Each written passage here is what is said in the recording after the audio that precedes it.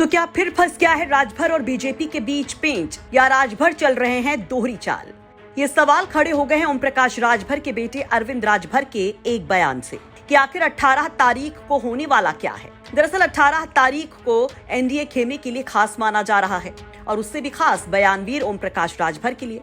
कहा जा रहा था कि 18 जुलाई को दिल्ली में एनडीए में एक नया दल शामिल होगा और वो होगा राजभर का सुभाषपा। चर्चाएं थी कि बात पक्की हो गई है। लोकसभा चुनाव में सीटों के अलावा तमाम मुद्दों पर दोनों दलों के बीच बात बन गई है और अब 18 जुलाई को दिल्ली में ओम प्रकाश राजभर की अमित शाह और जेपी नड्डा से मुलाकात के बाद उनके रिश्ते पर मुहर लग सकती है। और इन चर्चाओं को हवा तब और मिली जब राजभर पहुंच गए दोनों डिप्टी सीएम से मुलाकात के लिए। मुलाकात ब्रजेश पाठक और केशव प्रसाद मौर्य से। अभी मामला गरमाया ही था कि राजभर के बेटे और सुभाषपा के राष्ट्रीय महासचिव अरविंद राजभर फिर से सस्पेंस की छींटे डालने पहुंच गए। उन्होंने एक ट्वीट कर फिर से राजभर और बीजेपी के रिश्ते को नई चर्चाओं के भंवर में डाल दिया। चलिए अब ये भी जान लीजिए कि आखिर अरविंद राजभर ने ऐसा क्या कह दिया। तो अरविंद राजभर ने आज ट्वीट कर लिखा, एनडीए की होने वाली 18 जुलाई की बैठक के लिए सुभाषपा को कोई आमंत्रण पत्र नहीं मिला है और न ही अभी तक बीजेपी के किसी बड़े नेता से कोई वार्ता ओम प्रकाश राजभर जी की हुई है। पार्टी जब भी बात करेगी तो सामाजिक न्याय के लिए और जातिगत जनगणना, समान शिक्षा, निःशुल्क स्वास्थ्य, राजभर जाति को अनुसूचित जनजाति का दर्जा, बिजली बिल माफी, पूर्वांचल राज्य जैसे मुद्दों पर सहमति जब तक नहीं बन जाती तब तक कोई गठबंधन की कोई औपचारिक घोषणा नहीं होगी। भाजपा के मंत्री और नेताओं से जनता के कार्यों को लेकर मिलने का क्रम जारी रहेगा ताकि जनता के कार्य सार्थक हो सके। तो अरविंद राजभर ने 18 तारीख और सुभाषपा बीजेपी के रिश्तों को लेकर चल रही तमाम खबरों पर विराम लगा दिया। तो वहीं चर्चा ये भी होने लगी कि संदेश किसके लिए है। क्या ये संदेश फिलहाल राजभर समाज के लोगों को साधने के लिए है या फिर कोई और ही कहानी चल रही है? क्योंकि एक और तो मुलाकातें होती हैं जिसको सरासर स्वीकारा भी जाता है, तो दूसरी तरफ से सोशल मीडिया संदेश के जरिए नकारा भी जाता है। चलिए कल राजभर और दोनों डिप्टी सीएम के बीच हुई मुलाकात पर क्या कहा गया था, खुद राजभर की ओर से वो भी सुन लीजिए। आज मुलाकात हुई है माननीय ब्रजेश पाठक जी से। माननीय विधायक जी बैठे हैं, इनकी बेटी का ट्रांसफर का था, इनके दामाद के ट्रांसफर का था। हमारे शिवेंद्र सिंह थे, उनका एक काम था। एक हमारा खुद है, हमारी विधानसभा महन गांव था, महन गांव है, उसमें जो है जच्चा बच्चा केंद्र है और वहां पोस्ट है, नर्स है, लेकिन वहां रहती नहीं है। उस संबंध में उनसे मिले हैं। और हमारे वो मिथिलेश सिंह थे, चेयरमैन बहादुरगंज थे, सबकी समस्या।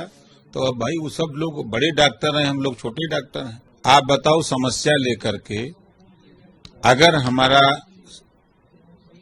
समस्या है तो हम समस्या लेके अखिलेश जी से मिलें कि मायावती जी से कि सोनिया जी से? सरकार से ही न मिलना होगा।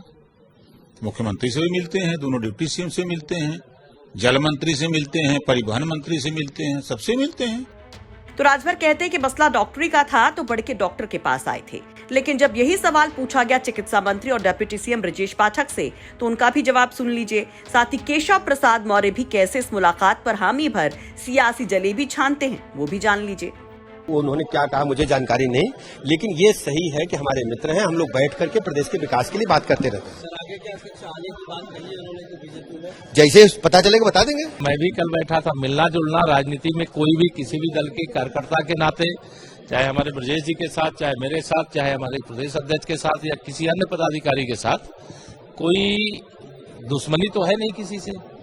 सब लोग एक दूसरे से मिलते रहते हैं और कभी कुछ समस्याओं को लेकर के मिलते हैं, कभी राजनीतिक मुद्दों को लेकर के मिलते हैं। लेकिन जब वह अपना कोई प्रस्ताव पार्टी नेतृत्व के सामने देंगे तो पार्टी नेतृत्व उस पर विचार करके समय पर आप सबको अवगत भी करा देगा।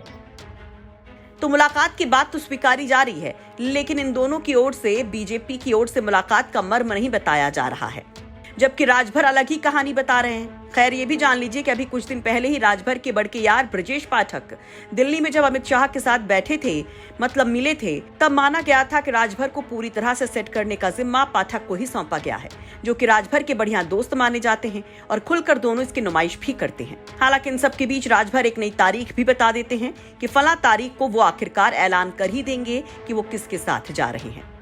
गठबंधन के विषय में जो आप लोगों के दिल में दर्द है उसको दिल थाम के बैठिए हैं। 7 अक्टूबर गांधी मैदान पटना बिहार, वंचित शोषित जागरण महारैली करेंगे। उसी के बीच इधर बात शुरू करेंगे, जो 2.5 महीने का इधर बीच में टाइम है लगभग। इस बीच हम बातचीत करके 7 अक्टूबर को घोषणा होगी। बीजेपी में जा रहे हैं कि नहीं? किसके साथ जाएंगे वो वहां तय होगा, ऐलान होगा, तय नहीं ऐलान होगा। वैसे आप क्या कहेंगे कि आखिर क्या खेल चल रहा है ये सब? क्या ये सब मोल भाव का दौर है? दहेज को लेकर ही बात फंसी है, बाकी लड़की को लड़का पसंद है और लड़के को लड़की, और बीच वाले पंडित जी और मौर्य जी मामला सलटवा देंगे। अपनी राय कमेंट बॉक्स में जरूर रखें। वही अरविंद राजभर के मैसेज का मर्म भी आपको क्या लगता है वो जरूर बताएं। लखनऊ से आशीष श्रीवास्तव के साथ ब्यूरो रिपोर्ट, यूपी तक।